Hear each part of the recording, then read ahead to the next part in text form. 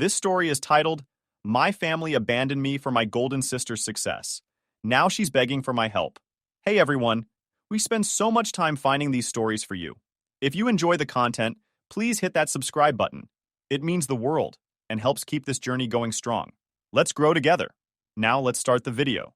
OP starts by saying, Hi Reddit, I don't even know where to start with this, but I need to get it off my chest. For years, I've felt like I was invisible in my own family. And recently, I've realized just how deep that invisibility runs. My older sister, Sarah, 36 female, has always been the star of the family. She's the golden child, the one who could do no wrong, while I, 32 female, was just there. But the thing is, I'm done being invisible. I'm done letting them treat me like I don't matter. Growing up in the suburbs of Chicago, the favoritism was obvious from the start. I think even our neighbors knew Sarah was the one. She was smart, pretty, outgoing, all the things parents brag about. If Sarah aced a test, my mom would literally call our extended family to let them know. If I got the same grade, that's nice, sweetie. What's for dinner? It's not like I was some slacker. I worked hard, got good grades, and stayed out of trouble. But compared to Sarah, I was practically invisible. I was the quiet, bookish kid who preferred coding in my room to being the star of a school play. And honestly, I didn't mind at first. Sarah liked being the center of attention, and I didn't want the spotlight. But as we got older, the gap between us grew wider. Sarah's accomplishments became family milestones. The time she was prom queen, the time she got into her dream college, the time she graduated from a top-tier business school, each one was celebrated like she'd won an Olympic medal. I remember when she got accepted into her business school. My parents were over the moon. They didn't just pay for her tuition, they went all out. She got a swanky apartment in a fancy part of town, a new wardrobe to fit in, and even money for spring break trips. Meanwhile, I was in high school at the time, trying to figure out how I'd even afford college. The answer? Student loans, part-time jobs, and a lot of stress. Fast forward a few years. I graduated college with honors in computer science. It wasn't easy.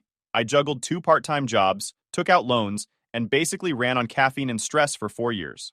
When I walked across that stage, diploma in hand, I felt like I'd climbed Mount Everest. I thought maybe, just maybe, my parents would be proud.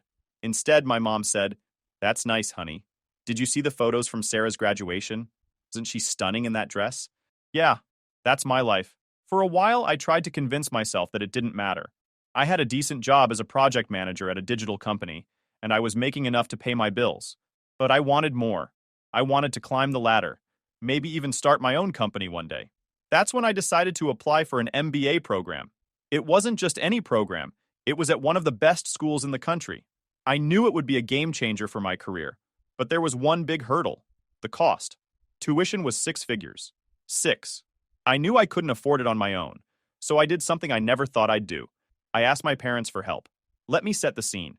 It was a family dinner, and as usual, the conversation was all about Sarah. She'd just pulled off some big success at the family restaurant, more on that later, and my parents were practically glowing with pride. I waited until dessert to bring it up. I told them about the MBA program, explained how it would open doors for me, and then, hesitantly, asked if they could help with tuition or even just co-sign a loan. You'd think I asked them to sell a kidney. My mom clutched her chest like I'd just insulted her. My dad's face went red. We can't afford that, they said. We already paid for Sarah's education. Now we need to focus on the family restaurant and our retirement. Okay, I get it. MBAs are expensive. But they didn't just say no to paying. They refused to even co-sign a loan. It wasn't like I was asking for a handout. I was asking for help, just enough so I wouldn't drown in debt for the rest of my life. The part that stung the most? Mom's reasoning. She looked me in the eye and said, Sarah's education was an investment in the family business. Your MBA would only benefit you, wouldn't it? Only benefit me? Like I wasn't part of this family. Like my success didn't matter because it wasn't tied to their plans. It felt like a slap in the face. I was angry. But more than that, I was hurt. Sarah's education was a family investment, but mine was a waste of money? I felt like I was back in high school, invisible and unimportant. But I wasn't a teenager anymore. I wasn't going to let them stop me. That's when I turned to Aunt Margaret. Margaret is my dad's older sister. And let me tell you, she's a badass. She's a neurosurgeon. Yeah, a literal brain surgeon. And she's always been the cool aunt who takes no crap from anyone. My parents have always had this weird tension with her. They pretend to be polite at family gatherings, but I've overheard them bad-mouthing her success. My dad especially hates feeling overshadowed by her. He once called her arrogant because she didn't let him win an argument. Seriously, I wasn't sure if she'd help, but I was desperate. I called her one evening, explained the situation, and asked if she could loan me some money for tuition. Her response? "Why didn't you come to me earlier? Of course I'll help. I believe in you." I cried. Not the cute, movie kind of crying, the ugly, snotty kind. For the first time in my life, someone in my family believed in me. She didn't see me as the awkward little sister or the family afterthought. She saw potential. Margaret covered my tuition without hesitation, but we both knew it had to stay a secret. If my dad found out, he'd lose his mind. He'd see it as me going behind his back, and Sarah would probably make it her mission to ruin things. So we kept it quiet, and for a while everything was fine. But secrets don't stay secrets for long. And when Sarah found out, everything I'd worked for came crashing down. Update 1 point. Hey Reddit, back again. So, after Aunt Margaret helped me with my MBA tuition, I thought the worst was behind me.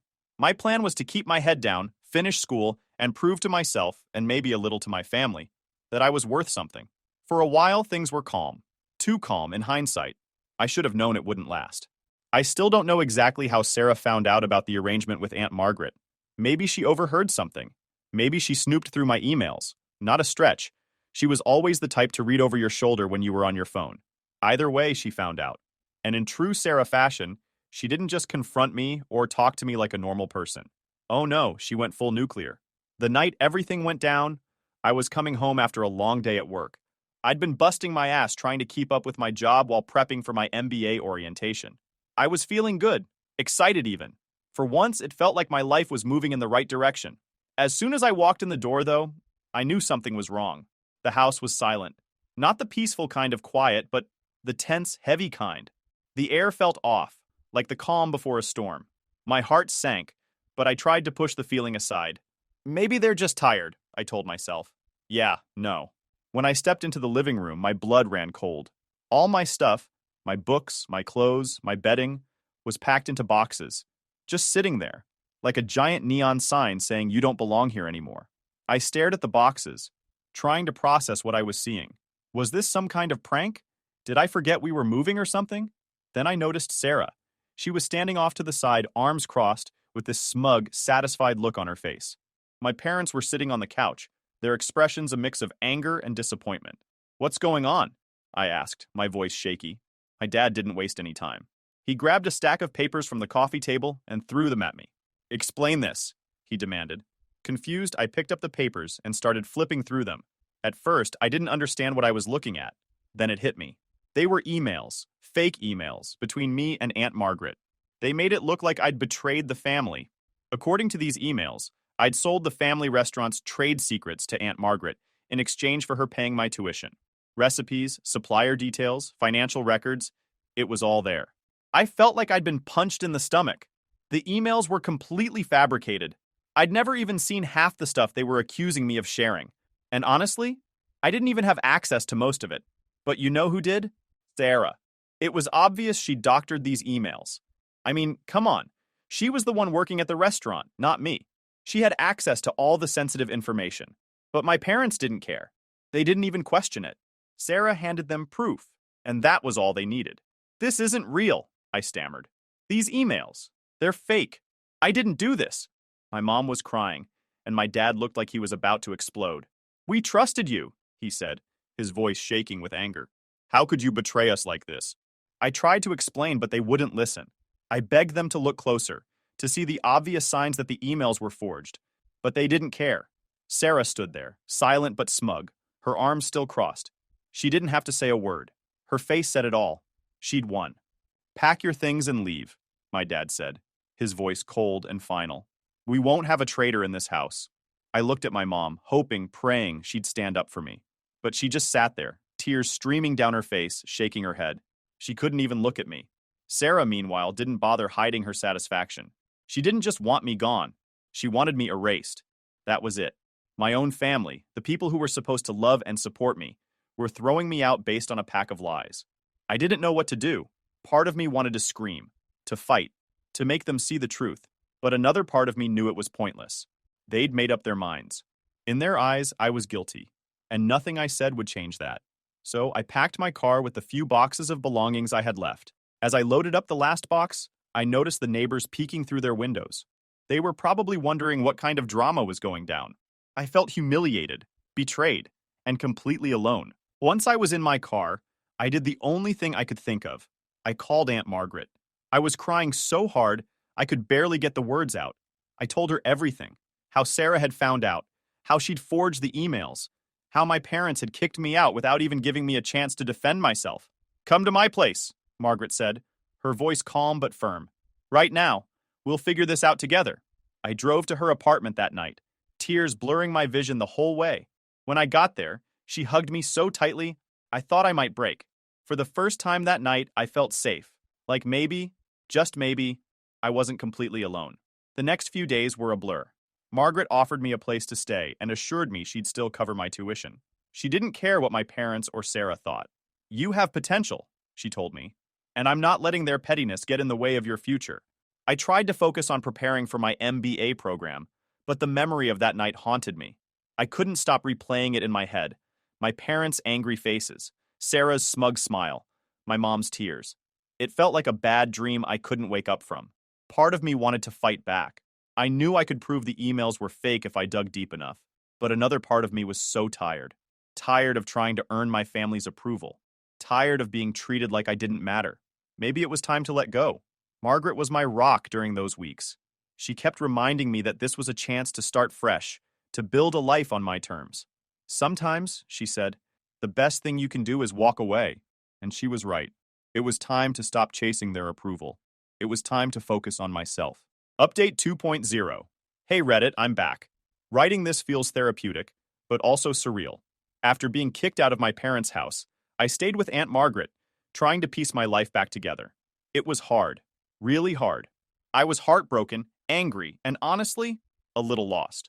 But what I didn't realize at the time was that getting thrown out was the best thing that ever happened to me. Let me take you back to those first few weeks. I was an emotional wreck. I couldn't sleep, I couldn't eat, and every time I closed my eyes, I saw Sarah's smug face. I kept replaying the moment my dad called me a traitor, the way my mom couldn't even look at me. The rejection stung like hell. I'd always known I wasn't their favorite. But this was on a whole other level. They threw me out of the house based on Sarah's lies, without even giving me a chance to explain myself. Aunt Margaret was my anchor during those dark days. She gave me a safe space to cry, vent, and process everything that had happened. She never judged me or told me to get over it. She just listened.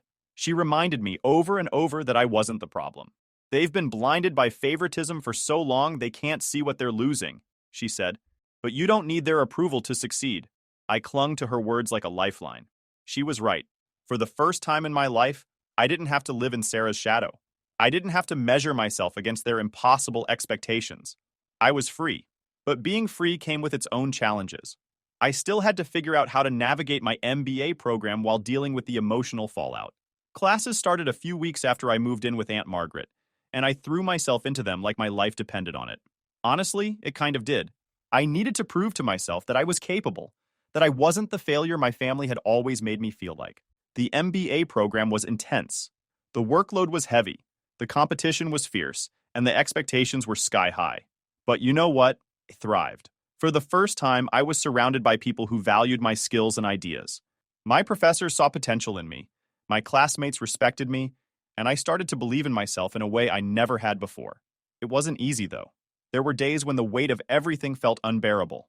I'd be sitting in class, trying to focus on a lecture about corporate strategy, and suddenly my mind would drift back to that night.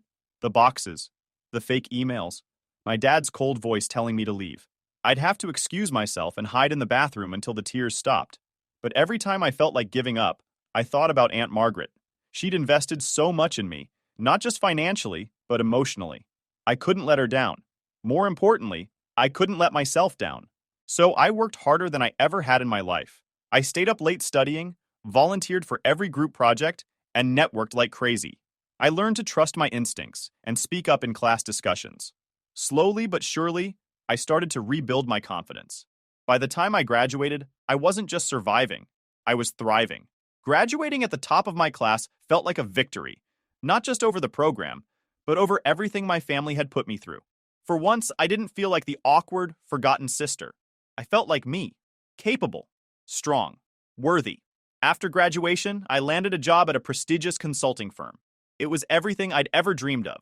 Challenging, fast-paced, and full of opportunities for growth. I threw myself into my work with the same intensity I'd brought to my MBA program. And you know what? Paid off. My bosses noticed my dedication, my clients appreciated my insights, and my colleagues respected me. For the first time in my life, I felt like I was exactly where I was supposed to be. During this time, I also grew closer to Aunt Margaret. She wasn't just my aunt anymore. She was my family. Every week we'd have dinner together, talking about everything from her medical cases to my latest work projects. She taught me so much about standing up for myself, valuing my worth, and not letting anyone dictate my future. Meanwhile, my parents and Sarah, silence. No texts, no calls, nothing. At first, it hurt. I kept hoping they'd reach out, apologize, admit they were wrong. But as time went on, I realized their absence was a blessing. Without their constant criticism and favoritism weighing me down, I was finally free to focus on myself. 3 years went by like that. I built a life I was proud of, a career I loved, friendships that felt genuine, and a sense of self-worth that I'd never had before. I thought I was done with my family drama. But then, out of nowhere, Sarah showed up at my door. I almost didn't recognize her. Gone was the polished, confident Sarah I'd grown up with. She looked different, tired. Her eyes were shadowed, her clothes were wrinkled, and her hair was pulled back in a messy bun. For a moment, I just stared at her, not sure what to say. "Hey," she said, her voice quiet. "Can we talk?" I didn't want to let her in. Every part of me screamed to slam the door in her face. But curiosity got the better of me. I stepped aside and let her in. She sat on my couch, fidgeting nervously. I could tell she didn't want to be there, but she was desperate. Finally, she blurted it out. "I need your help." Apparently, the family restaurant, the golden child of our family, the thing my parents had sacrificed everything for, was failing. The expansion had been a disaster, and they were drowning in debt. Bankruptcy was looming, and my parents were panicking. Sarah had tried to fix things, but it was too much for her to handle alone. "Dad's talking about filing for bankruptcy," she said, her voice breaking. "Mom's a wreck. I don't know what to do." I sat there, stunned. After everything they'd done to me, now they wanted my help? The irony was almost laughable. I wanted to tell her to leave, to handle her own mess the way I'd handled mine. But part of me, some small, stupid part, felt something. Not pity, exactly. Maybe obligation. Maybe curiosity. Maybe just the ghost of the bond we used to have as sisters. "What do you want from me?" I asked. She hesitated. "You're doing so well, with your MBA and your job. I was hoping you could, I don't know, help? Maybe give us some advice?" Or, she didn't finish the sentence, but I knew what she was really asking. She wanted money. They all did. I told her I'd think about it, but honestly, I was furious. After 3 years of silence, they only cared about me now because they needed something. And Sarah's half-assed apology? "I messed up. I'm sorry." It wasn't enough. Not even close. Reddit. I don't know what to do. Do I help them? Or do I let them sink? Update 3. Hey Reddit, I'm back again. If you've been following along, you know how messy this situation has been. After 3 years of silence, Sarah came to my door asking for help. She looked nothing like the confident, put-together person I remembered. She was desperate, her words spilling out as if she was clinging to a lifeline. And honestly, I felt torn. When Sarah left that night, I was furious, confused, and a little sad. Part of me wanted to slam the door on her and everything she represented. The years of favoritism, the betrayal, the lies. But another part of me, a tiny voice buried under all the anger, couldn't help but feel something. I don't know if it was pity, obligation, or just the lingering bond of siblinghood. Whatever it was, it kept me from shutting her out completely. But then, just when I thought I had time to process it all, my parents showed up. Yup, you read that right. My parents showed up at my workplace. Let me set the scene. It was a normal afternoon at the office. I was in the middle of a meeting, presenting a strategy proposal to a client, when my assistant buzzed me. "There are 2 people in the lobby asking for you," she said. "They say they're your parents?" I froze. My parents hadn't contacted me in over 3 years. Not a single phone call, text, or email. And now they were here? At my office? My heart was racing as I excused myself and headed to the lobby. There they were. My dad, who once seemed larger than life, looked older and smaller somehow. His shoulders were hunched, and his face was lined with exhaustion. My mom, who always prided herself on looking polished, had gray hair that was pulled back in a messy bun. They looked defeated. "Can we talk?" my dad asked, his voice rough and low. I didn't want to have this conversation at work, so I took them to a coffee shop down the street. We sat in awkward silence, the weight of 3 years of estrangement hanging between us. I didn't say anything. I wanted them to speak first. My mom was the first to break the silence. We were wrong, she said, her voice trembling. We should never have kicked you out. We should have listened to you. We're sorry. I'd dreamed about this moment for years, my parents admitting they were wrong, apologizing for what they did.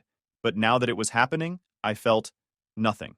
No relief, no satisfaction, just a hollow emptiness. Maybe it was too little, too late. Then my dad spoke. We want you to come home. We're going through a tough time, but we can get through it together as a family. That's when the truth started to come out. The restaurant wasn't just failing, it was a full-blown disaster. My parents had overextended themselves with the expansion, taking on massive loans they couldn't repay. They'd also been cutting corners to save money, which led to tax issues, health code violations, and even some shady supplier deals. Now they were on the verge of bankruptcy and facing potential legal trouble, and they wanted me to save them. We need your help, my dad said. With your business knowledge, your connections, you could help us turn things around. I sat there, stunned. The audacity of it all was overwhelming. They threw me out of their house based on fake emails. They didn't contact me for 3 years. And now, when they were desperate, they expected me to bail them out? Let me get this straight, I said, struggling to keep my voice steady. You kicked me out, believed Sarah's lies without question, didn't speak to me for 3 years, and now you want me to risk everything I've worked for to save you from your own mistakes?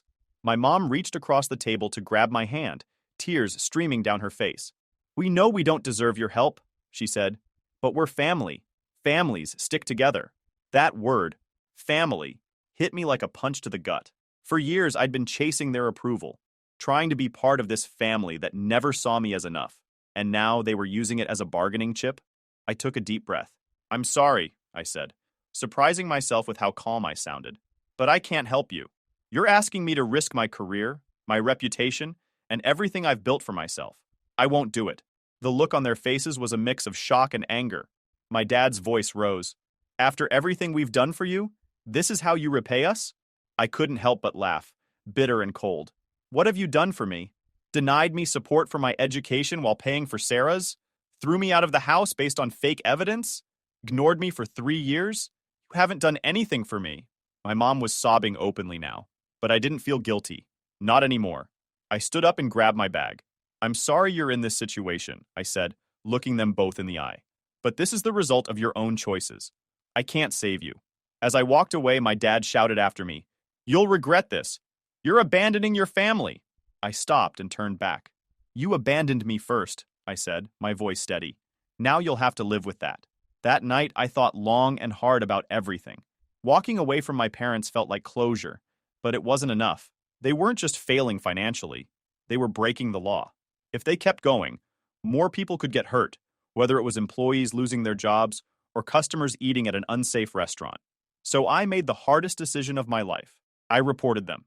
I contacted the IRS, the health department, and the appropriate authorities.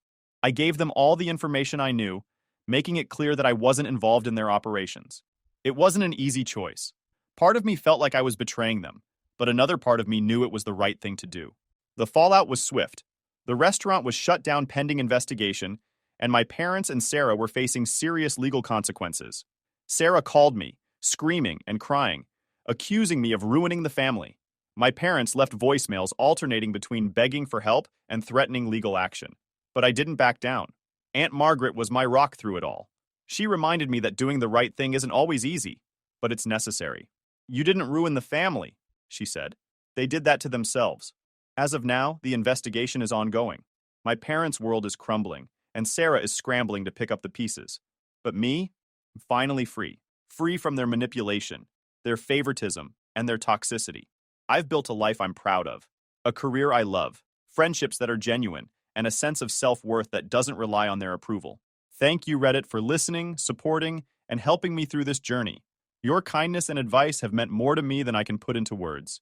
Here's to fresh starts, found families, and living life on our own terms. Cheers!